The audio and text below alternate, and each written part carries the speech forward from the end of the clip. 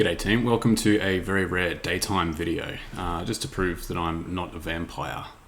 This is part 2 of a kind of a site plan based little video series.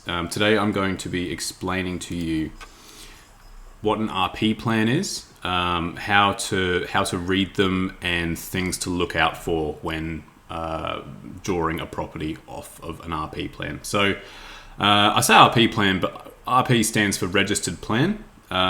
Essentially, it's like the title, or way back in the day when the town or whatever it is that you're working on was subdivided up and turned into individual lots.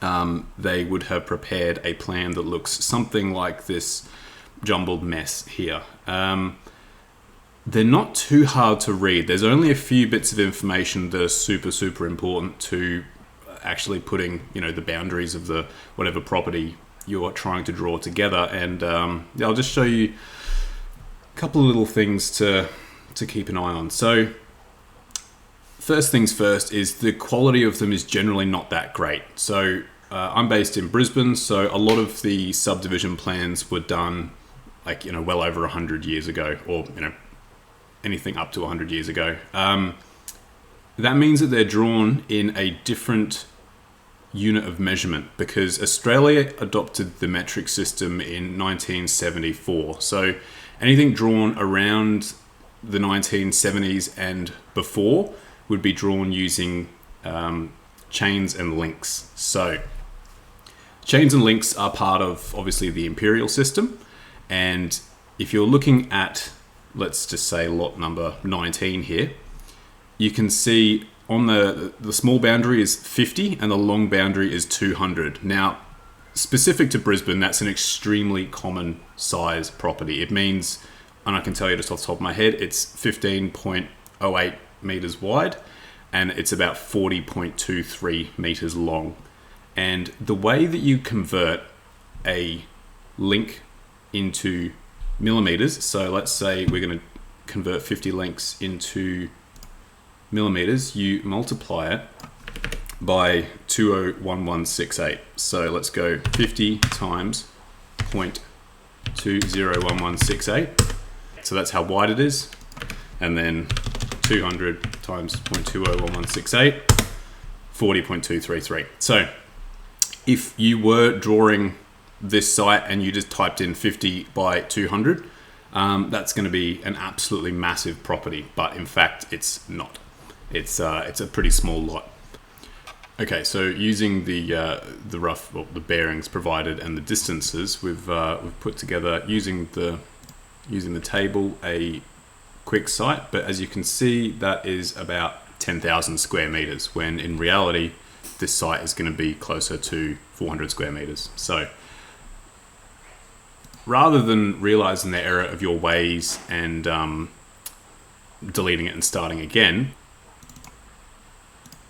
you can just convert it at a later date here. So we know they're both 200, so 200 times 0.201168, 40.233. And then the other boundary was 50 times, so 10,058.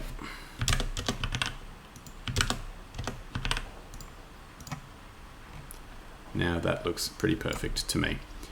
Additionally, something else you absolutely have to watch out for when preparing a site plan from an SP or an RP or whatever it ends up being, you need to have a look for easements. So easements are really important pieces of information when putting a site plan together, because general rule of thumb is you cannot build over easements. So if you drew this site using just these, perimeter boundaries, but you didn't draw this little line in here, and they put the house, in that corner, then you're going to get to a later stage in the application or design process, and you're going to realize the error of your ways, and it's not going to look good. So always include easements when putting these things together, because they are very important. They're often there to protect infrastructure like stormwater or whatever pipes are underground, or it could be that there's some vegetation that you're not allowed to build anywhere near. It could be anything. And like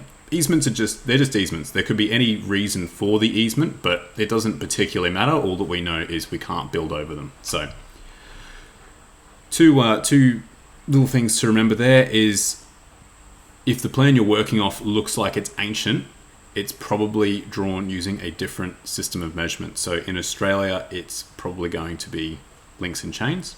So just have a look, see when it was dated, see if you can work out, it's most likely going to be links and chains, but that's specific to, Australia. Who knows where you are in the world, but just something to keep in mind. Additionally, keep an eye out for easements. They're very important, very, very important. So hopefully you took something away from that. And as always, thank you very much for watching, and I'll talk to you all soon. Cheers.